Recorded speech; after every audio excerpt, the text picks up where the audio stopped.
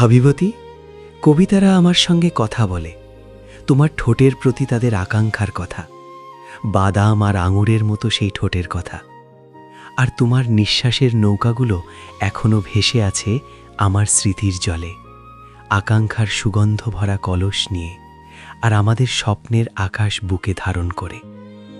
এভাবেই নস্টালজিয়ার সিগালরা ধাঁধার ভেতর ডানা ঝাপটায়, সুগন্ধি সেই ধাঁধা, জলের কাহিনীতে ভরা।